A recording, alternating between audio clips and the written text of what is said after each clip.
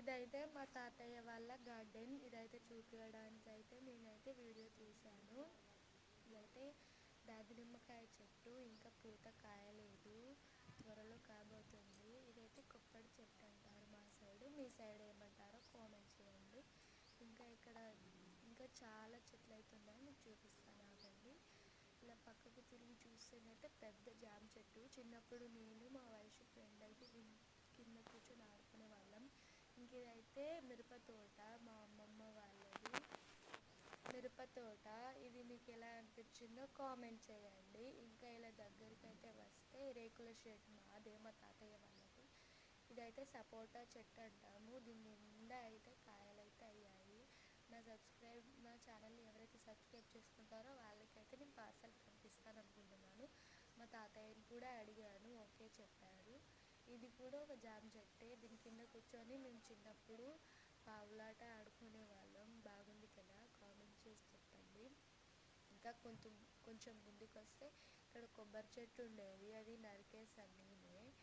అప్పుడు అనుకోని పరిస్థితులు నరికేయాల్సి వచ్చింది. ఇంకా ఇదైతే కొబ్బరి పండు చెట్టు. ఇక్కడ కనిపిస్తుంది కదా, ఇదైతే చిక్కుడుకాయ చెట్టు అన్నమాట. చాలా పెద్దగా అయితే అయిపోయింది. చెట్టు మొత్తం సపోటా చెట్టుకైతే చుట్టుకుపోయింది. ఇలా దగ్గరికి అయితే వస్తే ఇక్కడైతే కనకంబరాల చెట్టు అయితే ఉంది. మా సైడ్ కనకంబరాల పూలు అంటాము, మీ సైడ్ ఏమంటారో కామెంట్ చేయండి. ఇది వేప చెట్టు. ఇంకొంచెం ముందుకు వస్తే చిక్కుడు చెట్టు అయితే పాకిపోయింది. పువ్వు చాలా అందంగా ఉంది కదా, ఎలా ఉందో కామెంట్ చేయండి. ఇంకొంచెం ముందుకు వస్తే ఇక్కడైతే గోరింటాకు చెట్టు అయితే కనిపించింది నాకు.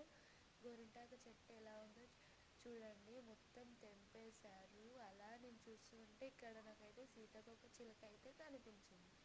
ఈ చిలుకని అలాగే చూస్తూ ఉండిపోయాను. చాలా బాగుంది కదా, మీకు ఎలా అనిపించిందో కామెంట్ చేయండి. అది కరెక్ట్ మన వీడియోకి అయితేనే సెట్ అయిపోయింది. ఇదంతా గోరింటాకు చెట్టు, ఎవరో రుబ్బేశారు.